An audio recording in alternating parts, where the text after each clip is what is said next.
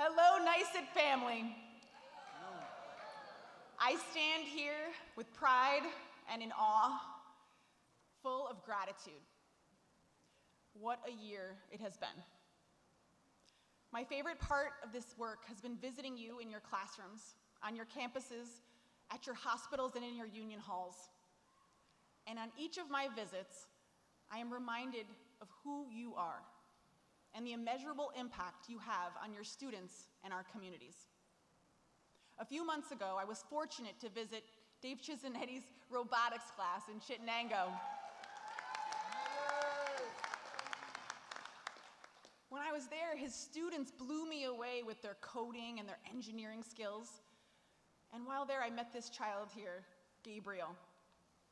Before this robotics class, before this teacher, Dave, Gabriel was not expected to graduate high school.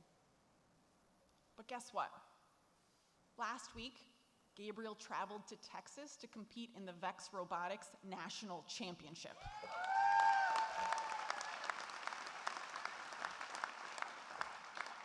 He has also earned a scholarship to attend the University of Buffalo this fall.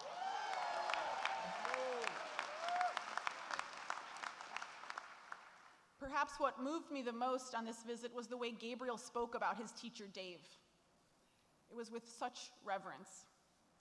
He said, "Mr. Chisinetti teaches us lessons about how to be a good teammate and a good competitor, but also how to be a good person." This is only one example of the way NYSUT members impact lives every day. Stories like this remind me of something my mom used to say. The purpose of life is to matter. NYSUT members matter. Your dedication, your work, is a testament to the belief that improving our society isn't just a duty, it's a calling. In many ways, it is the ultimate expression of patriotism. And I'm not talking about flag waving or heading to the polls once or twice a year, although those are important, especially that voting bit, make sure you're voting. What I'm describing is a fresh perspective on patriotism. A patriotism that reflects a moral dedication to improve our world. A patriotism that requires active participation in our communities. You live this every day. You're the architects, the engineers, and the builders of greatness, shaping minds and our future. You're the public servants in our healthcare and adult care facilities, the educators and staff in our public schools and colleges. At hospitals and other settings, you lovingly care for other people's parents or grandparents, for their family members and loved ones who need more care than they can get at home. At our schools and colleges, you call hundreds of students my kids as if they were your own. Democracy is built on the unwavering commitment of its citizens. And you, my union siblings, embody that patriotic spirit. That passion drives our members each day.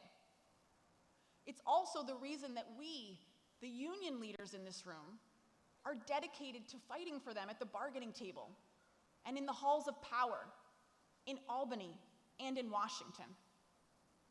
It is what makes us unstoppable. Just look at the year that we have had. Through your activism, calling and emailing your legislators, participating in lobby days, coming to rallies, you have created change for our members, for our communities, and those we serve. Together, we got Prop 1 passed, supporting our small city school districts.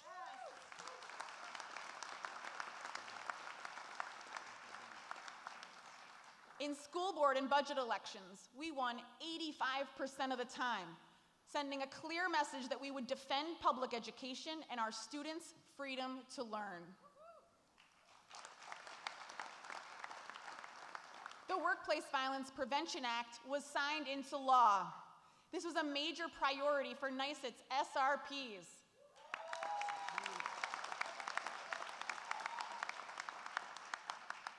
This bill gives us the power to create safer workplace environments for educators and students alike.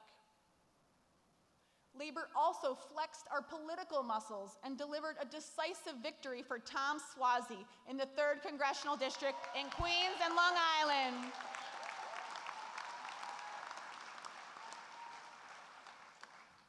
I want to give a special shout out to our retirees who made thousands of calls in this race.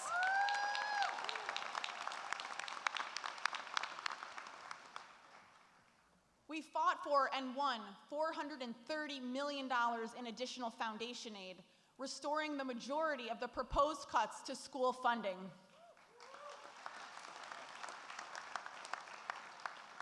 Through our New Deal for Higher Ed campaign, we made progress by adding over $100 million in operating funding for SUNY, CUNY, and our community colleges.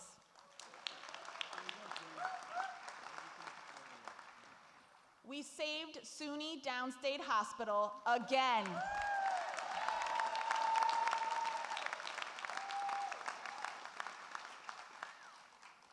We also fought for and won the inclusion of a planning process this time so that we can revitalize the hospital with direct input from UUP.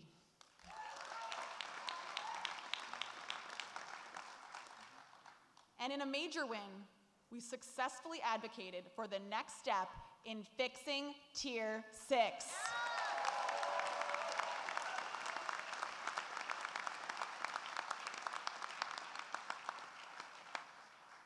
Experts agree this is the most significant improvement in public pensions in more than 20 years.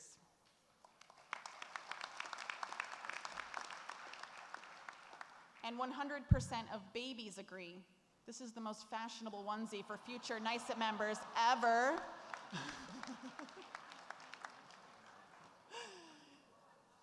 Those are available on our website, yeah. Okay. So what's next? We are setting our sights on reforming both state and national education policy. It is not an overstatement to say education policymakers have been moving in the wrong direction for almost 40 years. From a nation at risk in the 80s, the push for goals 2000 in the 90s, then the Common Core and No Child Left Behind, and then Race to the Top. You can boo and hiss, yes. We have been left with a system that overemphasizes standardized testing, includes punitive teacher evaluations, and ultimately imposes shame and blame on students and educators.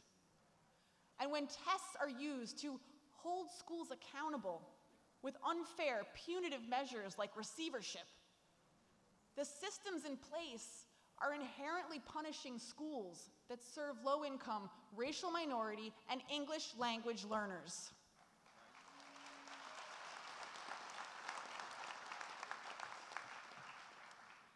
But I'm here to tell you the tide is turning, and there is reason for hope. Not just at the state level, but at the federal level too. Federal ESSA legislation is up for reauthorization next year.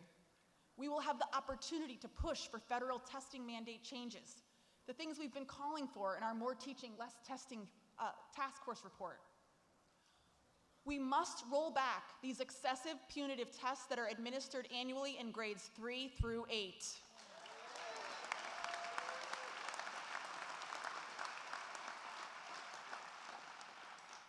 We also had good news this year coming out of the Board of Regents from their Blue Ribbon Commission on Graduation Requirements. The recommendations recognize what educators know so well, that each of our students is a unique learner with talents, skills, and aspirations that should be fully explored and nurtured on the path to graduation. And this year, after 14 long years, we are poised to finally fix APPR once and for all.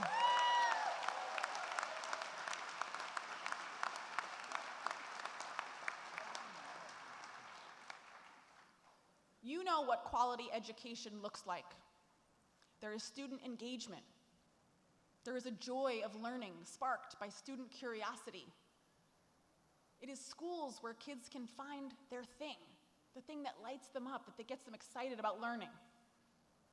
Class sizes small enough for educators to truly know their students. And access to experiential, hands-on learning career-focused learning so kids can see a path to a brighter future. I've seen so many examples of this over the last year alone. In New York City, I spent time in 3 consortium schools where students were engaged in project-based learning, the kind of learning that makes kids want to come to school, where students have time and space to explore their own interests. I visited an amazing forensics class at New Rochelle High School. Students there were learning how to analyze everything from blood splatters and maggots and decomposing flesh. It was chicken flesh, obviously, yeah. Then there were second graders in the Hewlett-Woodmere School District learning scratch coding and building their own video games. Middle schoolers in White Plains studying Banksy's art and going on to create their own social commentary pieces. And CUNY college students conducting hands-on biology research in one of the science labs at Brooklyn College. You are delivering the type of education our students deserve. And I, for one, am proud of the work we've done together at NYSUT to ensure all educators in our great state have the freedom to show up for their students, to teach, and to do the noble work of educating the next generation. Great things are happening in our public schools and colleges every single day, and there are no limits to what we can accomplish together. But before I close, we must talk about the elephant in the room, and that's poverty. Politicians often ask me, "Hey, Melinda, when are we going to get those test scores up?" And I usually respond by drawing them this simple pie chart. I tell them, well, you see, decades of social science research on student outcomes like test scores and graduation rates has shown that only 1/3 of the outcomes are impacted by what we do in our schools. The rest are influenced by conditions outside of schools. Housing and food insecurity, lack of health and dental care, whether or not students have access to books and ample language acquisition skills before they enter school. Our schools do all that we can to meet all of our students' needs. Schools that have adopted the community school model are providing essential support for families. Yes. They are connecting kids to healthcare services, food pantries, clothing closets, county services. School counselors and social workers support students and families that are facing increasing challenges at home or struggling to get back on their feet post-pandemic. Our schools have become the social safety net for our communities, but we can't do everything.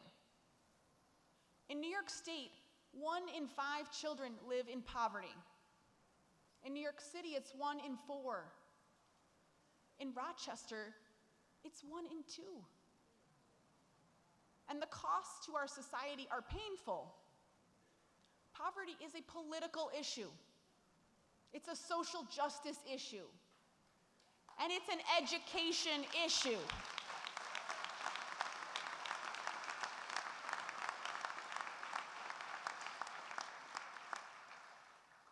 But poverty is not inevitable. We actually know how to address it. This year, we launched the 1 in 5 campaign, a rallying cry against childhood poverty and inequality in New York. It is a call to arms for prenatal care, for fair taxation, and a more just and equitable world. And with the mobilization of NYSUT members and the entire labor movement, we can push our legislators to address some of the root causes of poor academic performance and the factors that are holding some communities back. In a state with 135 billionaires and 340,000 millionaires who have yet to pay their fair share of taxes, by the way,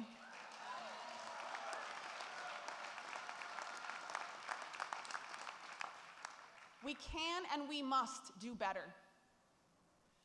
My union siblings, we are in a pivotal moment in our nation's history where public education itself is under attack. And you know better than anyone else that we need public education to keep our democracy alive.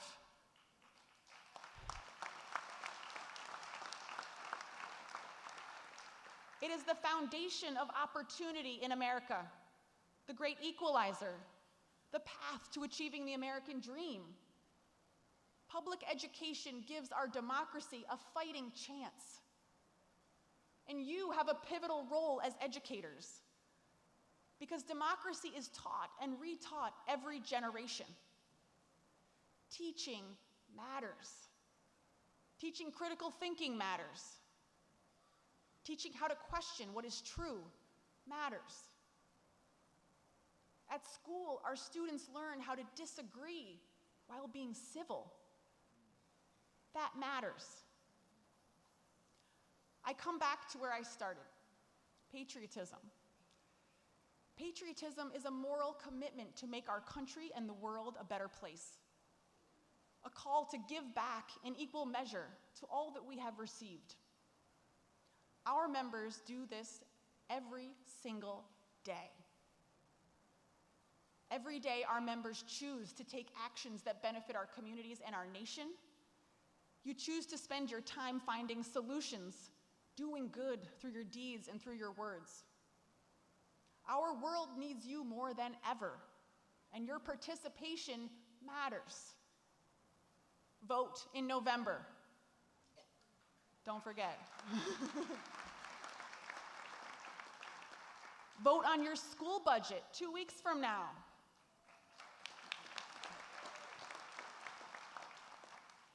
But every action you take, every choice you make in your classrooms, in your hospitals, in your union halls, is a vote for a more noble and virtuous world.